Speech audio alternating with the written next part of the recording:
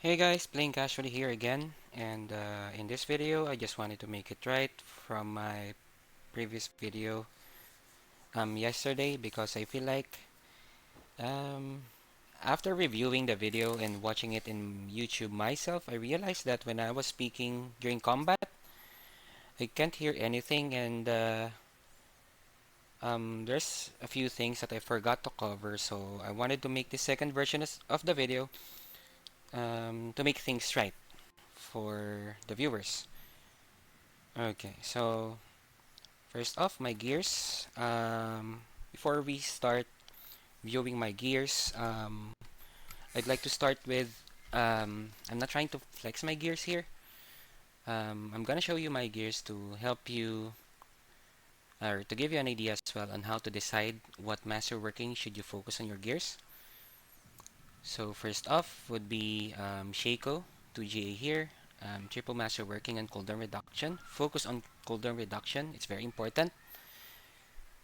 Then Tyreal Smite, 1 GA here on damage reduction, and double master working on max res, and 1 master working to all elements. Now, I only have a couple of master working for max res um, because of my pants. I actually have to.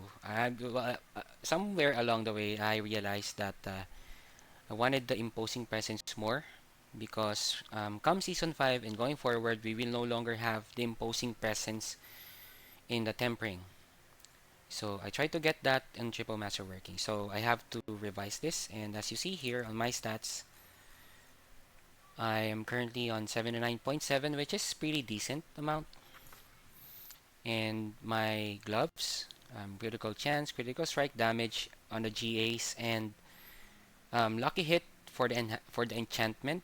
Well, I decided to get this one because when you're trying to push a higher pit, the enemies are much tankier. So you wanted to maintain that vulnerable on them, so you'll give them more bleeds. Damage while berserking for the tempering and crowd control duration with the aspect of the elements. On my pants, okay, this is another big decision that I did. As I mentioned earlier, imposing presence, I tried to get it because it's no longer gonna be available by season 5 and going forward. So, and I tried to get it, and this is also gonna be my class that I will use if there will be a campaign when the Spiritborn is released. So I'll just do it in the Eternal during the time before I play the seasonal one. And enchanted it with armor just to reach the armor cap. So I barely reached the armor cap. Um, I'm just above 29 the cap, and it's because I focused more on damage and some decisions that I did with the paragon board as well. And yeah, undying is my aspect here. And most of the players would go for Iron Warrior, which is understandable, and I also did before. But because of the Tyreal Smite, I've chosen to go for Undying, so I'll be on full bars of health most of the time. So I'll keep on shooting all of the bolts as I clear any dungeon or as I farm. Okay, next up would be my boots, Relentless Berserker aspect, and double GA for strength and Warcry, and max rolled on movement speed for the enchantment. And my tempering would be crowd control duration and movement speed. And Relentless Berserker will help you keep your berserking up for the bleeds. Now, some players would also choose movement speed over Warcry. That's fine for as long as, or if the player prefers to have more movement speed, but I wanted more damage, so I tried to get triple master working on Warcry. And yeah, another side note here is for me personally, I prefer to have at around 180 movement speed, and because I'm already above that personal preference, I didn't really went after. I mean, for master working the movement speed. So yeah, this is totally fine.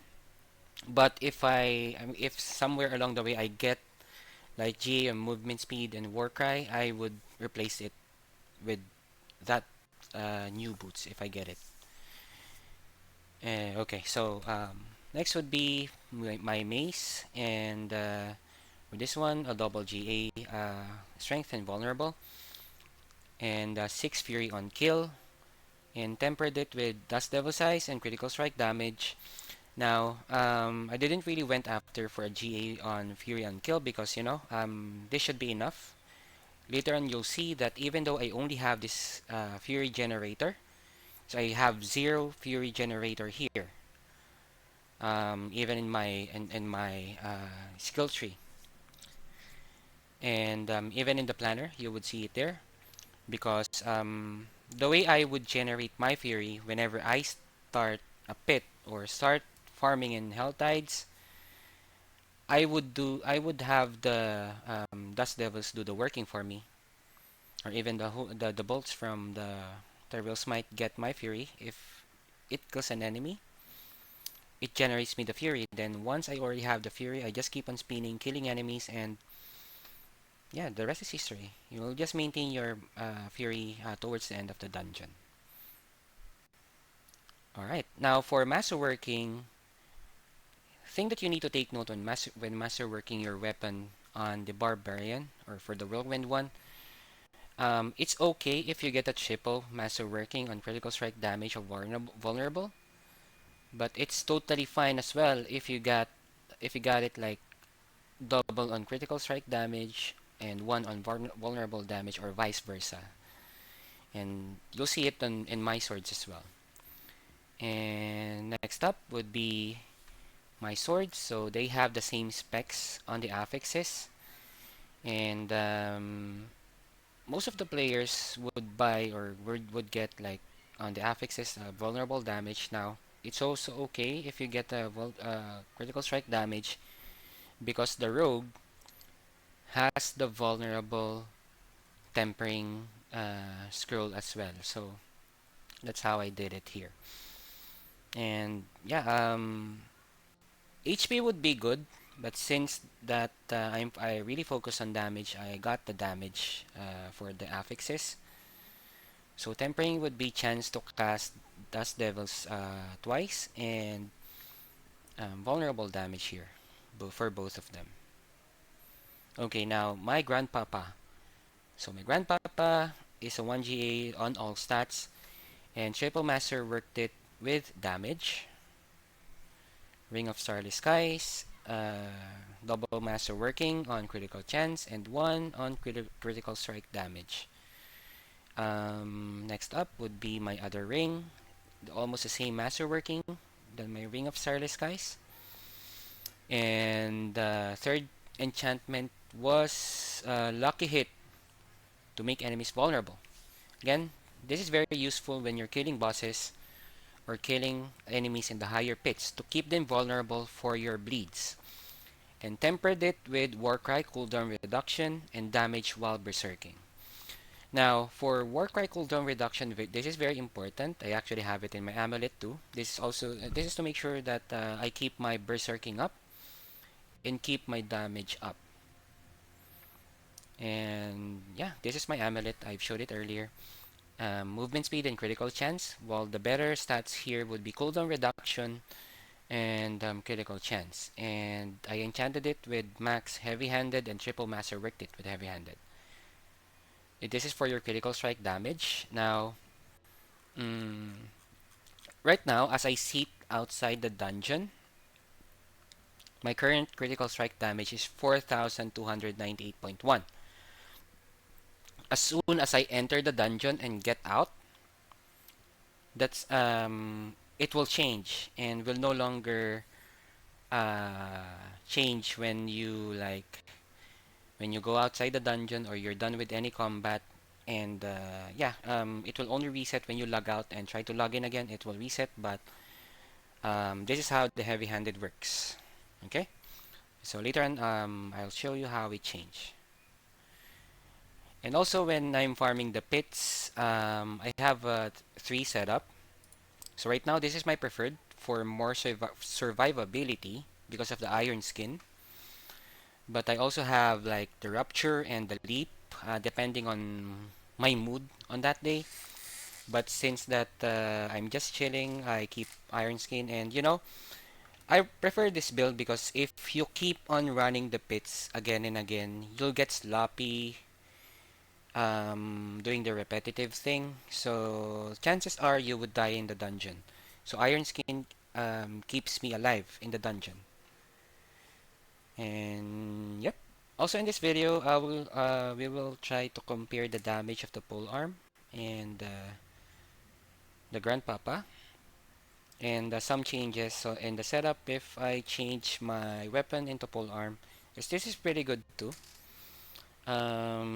This is pretty good because of a particular glyph socket change, because right now in the paragon board, if you're using mace or two-handed weapon, this is what amplifies your damage for your two-handed weapons. The two-handed mace or the two-handed sword, this is what gives you more damage in the paragon board. But it's more amplified when you use the executioner for the pole arm, because for every strength in this particular board, it amplifies the damage of your pole arm.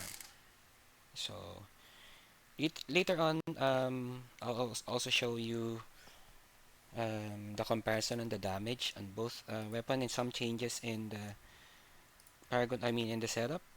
I also have it in the planner. So yeah, you can just check out the comment section or the description later on.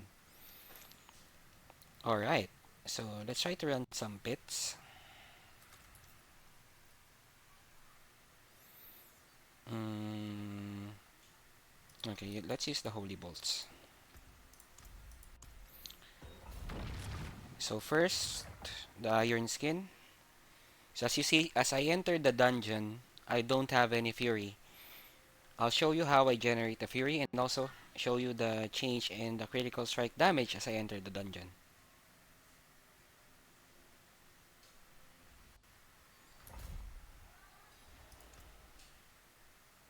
Oh, it didn't change yet. Okay, let me kill a few mobs first.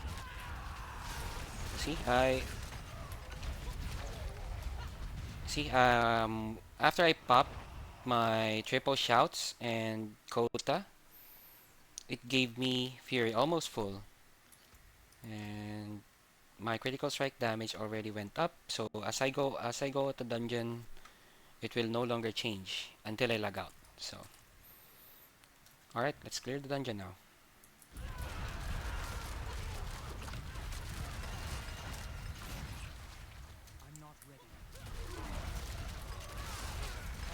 So you use your shouts whenever available.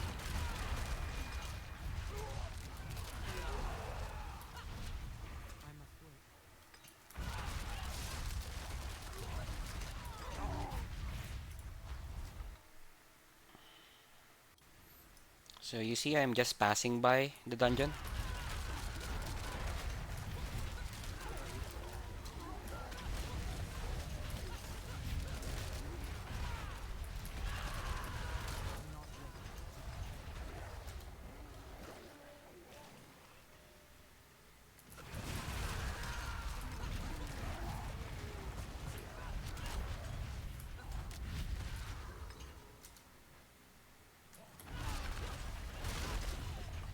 There.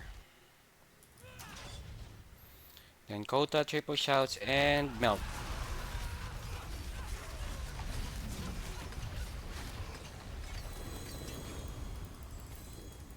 Okay, that was iron skin. You see. Um, Check my critical strike damage. It won't change after going out. It's like a double dipping in the heavy-handed, but not really double dipping. More on. I don't know why. I really don't know why. Okay, see, it didn't change anymore. Alright, I have max oboe, so let's try to consume it. Hopefully we get the better amulet now.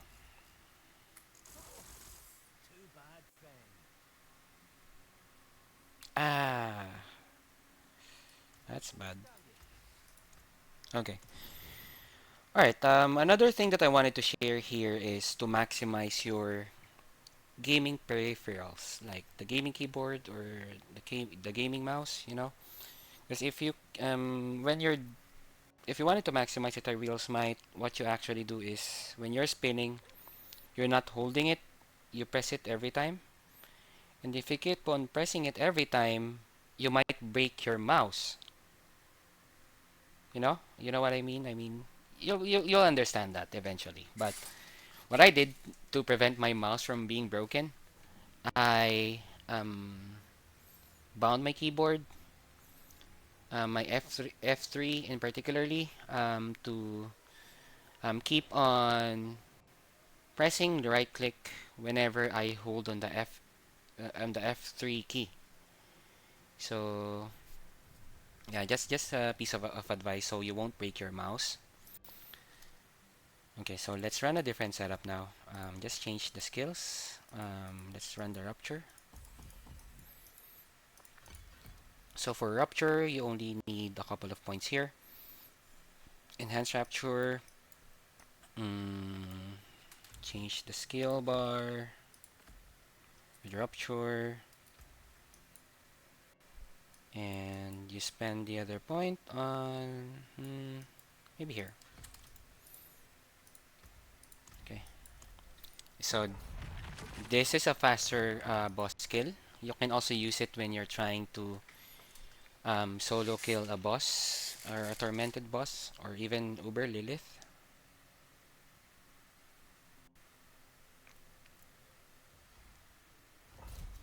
Although this is squishy because you don't have iron skin actually. You don't even use the you don't even use the rupture in the enemies other than the final boss here.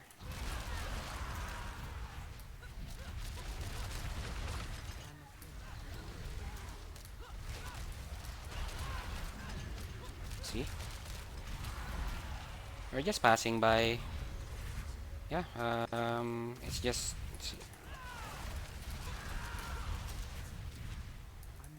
did I just turn around? Oh. Yeah, you need to be aware of the map too. On an average, on one holy bolt, you need to clear at least between 6 to 8 dungeons to maximize it.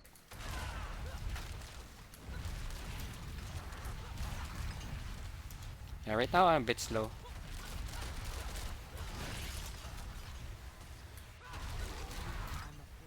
I'm a bit slow because yeah, I'm just trying to showcase this build.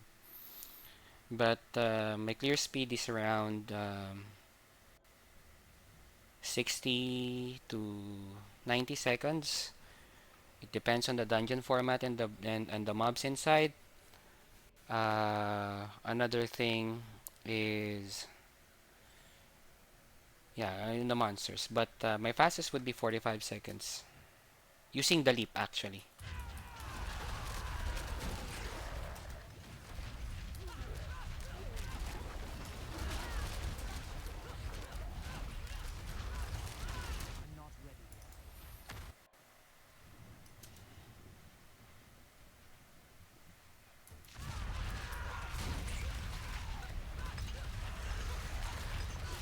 Mm. Oh man, I forgot to rapture it. But as long as you see the bleed already reach the solid red bar reach runs out, and you see the bleed bar, only you press on rupture and it should be dead. So I forgot there. Sorry. And you see it's no longer changing my critical strike damage. Now let's go for leap. Now this is the build where I had the fastest run because you can easily jump into walls, and for starters in this build, this could also be your fury generator. Now there's also an option for me to use charge, but I opted to have challenging shout instead because I wanted the damage reduction because I'm squishy. I have a lower HP, so yeah, I can keep myself alive inside the dungeon. We're gonna jump into walls. I'm gonna show it to you later on too, with this build. So nothing to change in the paragon board. Mainly focus uh, on the skills when changing your setups.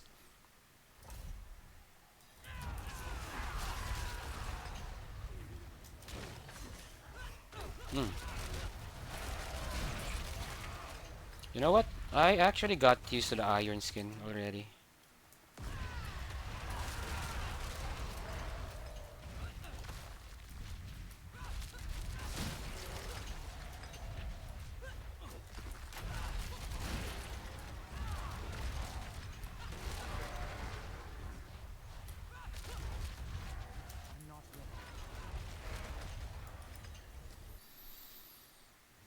Okay.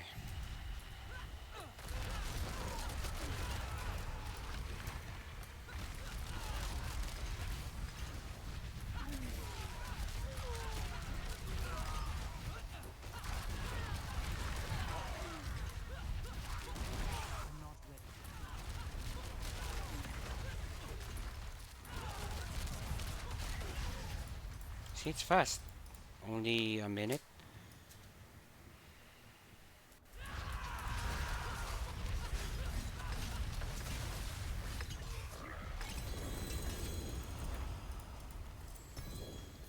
Yeah, this is the build where I was able to clear not really 45 seconds, but it's really fast. It's less than a minute, like 50 seconds when I reached the boss, and I just melted it, so 50 seconds. Again, you wanted to make sure that you maximize the Holy Bolt's elixir. You can craft it here using your obols. I can craft 3, but no, not right now. I'm saving it to roll on the amulets. Okay, now let's do some health tides. But before that, let's return to my build. And by the way, the leap is also good when doing health tides. No, let's keep it. I'm gonna show to you health tides.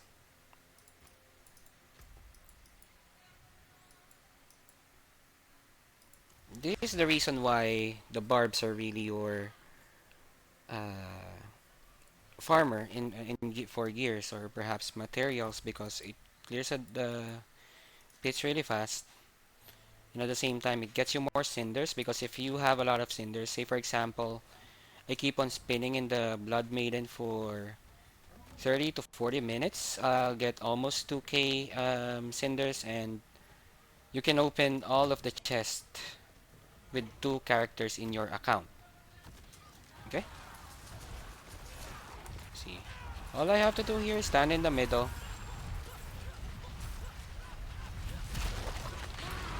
Oh. it accidentally died, but let's have a full run.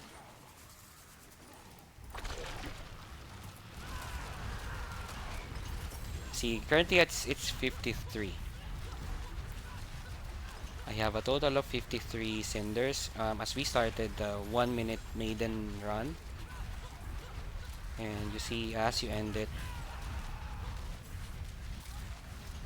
it's gonna be a lot. Did I use my mind cage? Oh, I did.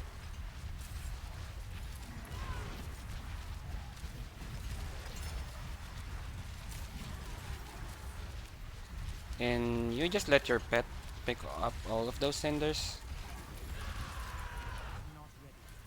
But if you do this for 1 minute, yeah, again, you'll get almost 2k, so you can open all of the all of the chests on 2 characters. Now, it depends if you can open everything, because um, sometimes you have to kill some enemies too. See? So from 53, I got 180. So 130 cinders in 1 minute. And you have to take note that there are times when someone's threat level is already full. And they gave me a free heart here. So let's keep spinning in the middle. That easy. That easy. I mean, Now you just have to spin, keep your HP up, and this is where your undying does its job. There are times when your HP goes low after being hit by the soul burner or with other enemies, but because of the undying, I can keep it up every time.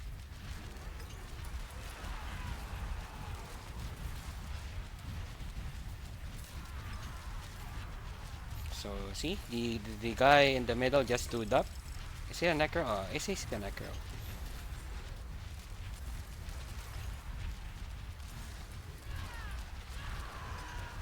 I'm reserving my war cry for the maiden. You see, if I saw them, oh, you did. That easy, guys. Now 323, so let's go back to town. I don't want here. No want here anymore. Okay, so that's how you easily clear the pits as well as farming in Hell Tides. What did I get? Okay, dismantle.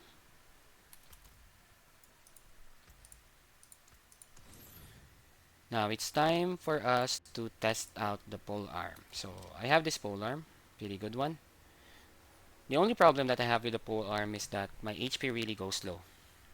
You see, currently at grandpapa, not masterwork maximum life, I have 32,491 HP, which is actually low already. But if I change it with this one, boom, 20, 22k.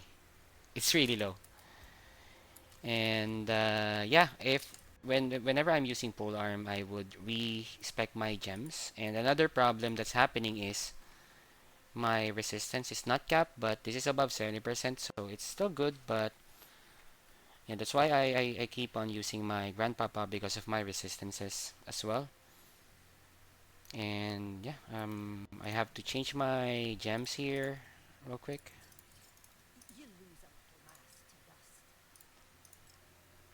So still really low, not even 30k. This should be pretty decent if you're just farming the pits or if you're just speed running. But this one has a higher damage because of. Oh, by the way, my critical strike damage also changed as well. It's 3,000. Now, to have a pretty decent damage, the advisable critical strike damage on a pole arm would be around 2,500 to 3,000. So I'm above that. So yeah, my critical strike chance is 75%. It's still pretty decent even without the emeralds in my armors.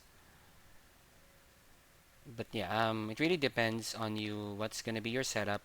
But what really changed here is my vulnerable damage. So earlier it was around 600, and when I equipped my pole arm, it's now 819 because of the tempering for the vulnerable damage, and it's a pretty low roll. But I don't have it. I'll try to find some. Excuse me. I'll try to find some good pole arms in the future so I can replace it. But yeah, lower HP, higher damage, and what actually makes it better here is the glyph. So if I change my might with executioner, it didn't really change. But as I kill enemies, it it already multiplied the damage that or maybe an additive. I don't know what's gonna be the multiplicative or additive damage here, but that particular glyph improved my damage in the pole arm. So after changing my weapon, I have to change the weapon here as well. Make sure that I'm using polearm for my spin, and see now polearm, and yeah, the skills, we need to change our skills as well. We will remove wallop, and since that I have a low HP, I'm gonna go back to my iron skin setup,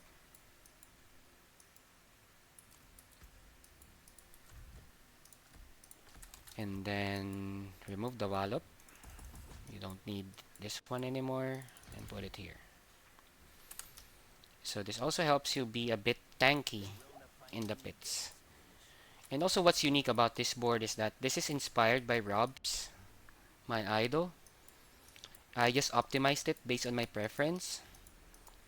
And in this setup,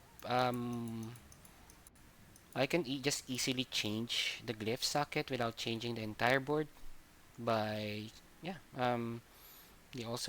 might and executioner have same requirements of stats, so I can just change it whatever I use. So again, I'm using the 200 sword for more survival and maxing out my resistances.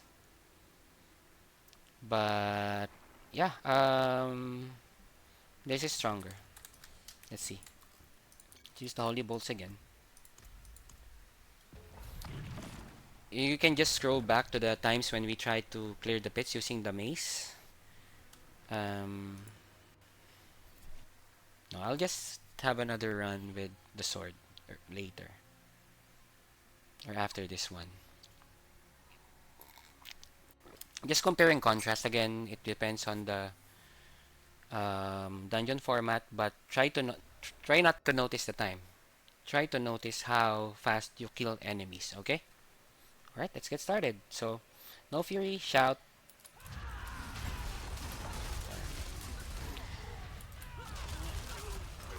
max fury.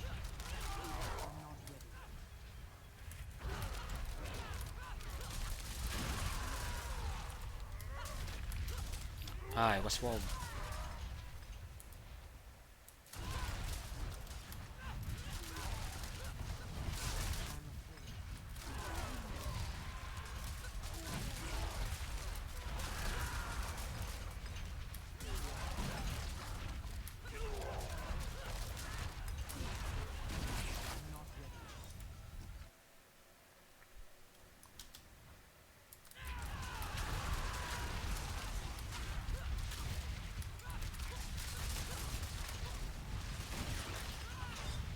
Too much bolts.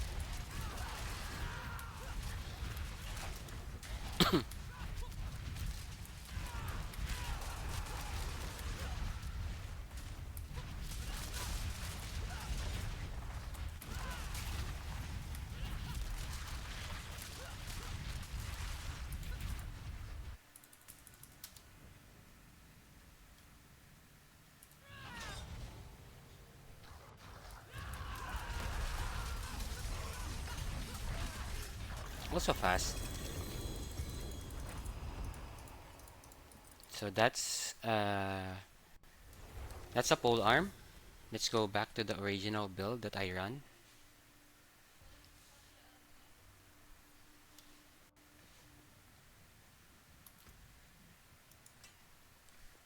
So let's switch back to the mace. Change the paragon board.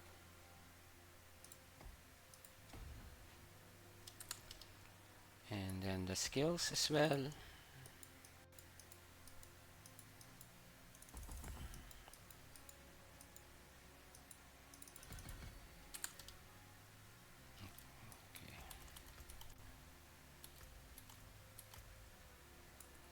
Yeah, 42k if I'm all rubies, but I'm gonna go back to my own setup or to my real setup and put the gems back. So back to my original state. Critical chance here and critical strike damage, and my resistances are back.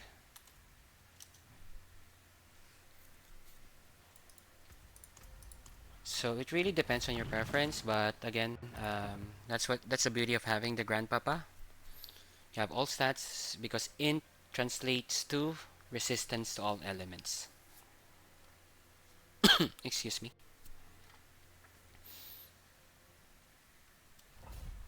Okay.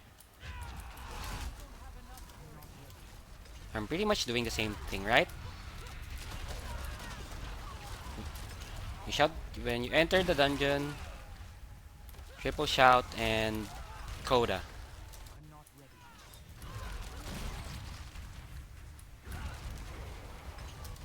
he will die.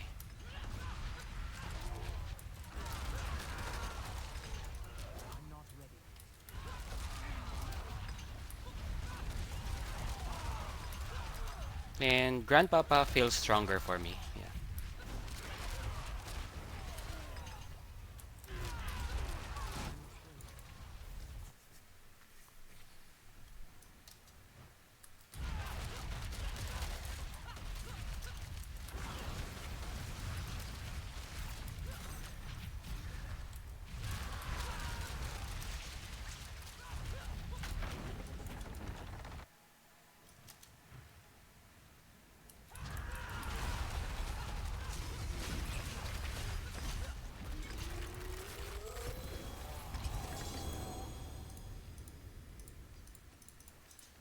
Now, I wanted to show you something, and that would help you increase the damage on your mace. Okay, it's about the board again. Now, the reason why I'm not on that setup because again, I barely reached the armor cap. I may have to change it, but yeah, I'll stick to this one for more survivability. Maybe go to this path, but in this board, particular board, the bone breaker with your wrath glyph socket. If I'm over the cap, or if I have armor cap to spare, I can just remove this one. You see, my armor would go down just a few, but yeah.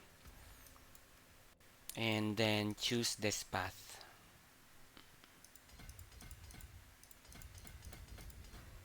See? Now, I have a lower HP. Earlier, I have 32k, but um, yeah, now I only have 28k, but I will have more damage on my two-handed mace. So it's really up to you. If you have a lot of armor, or if you're over the cap, try to play around your board and see. But I'm gonna remove it. I wanted to be at the cap. Okay, so back. So alright, let's try to kill some bosses. I have some mats here. Okay, let's try to kill Ubergrig, or Tormented Grig. Sorry. Hope you guys already have your coffee. And having coffee right now. It's not too bad start today with some Diablo before going to work. Again, I created this video because I really feel bad about my first video, and I really appreciate the feedback that I saw, because I learned from my mistakes, and I truly appreciate those feedback because I didn't realize it until I saw it early in the morning.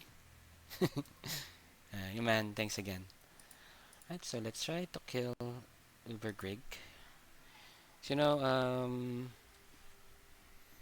Whirlwind Barb is underrated versus to its brothers like the Bash and the Flay Barb. But with this setup, I feel like it's amongst the top. Pretty decent amount of damage. Of course, Flay and Bash is still more superior, but this works for me.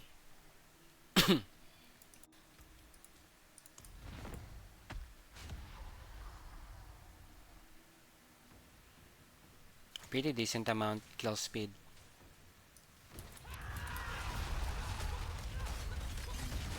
You're dead.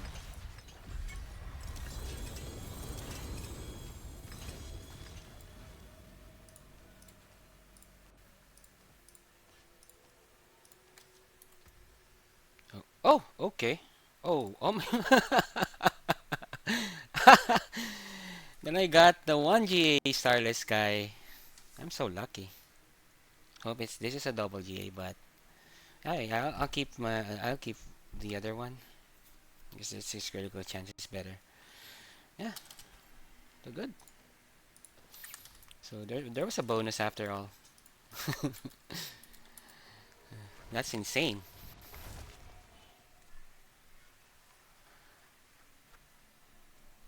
Just that's only one try. So yeah, okay. So I guess that's it for the video. Again, thank you so much for dropping by and watching the showcase and guide. I hope you learned a lot from this video, and if you did, please consider leaving it a like, and please subscribe to my channel for future content. So yeah, I do intend to create more contents in the future to contribute to the community, and um, yeah, I hope you had fun. I had fun because I got this one. All right, peace out.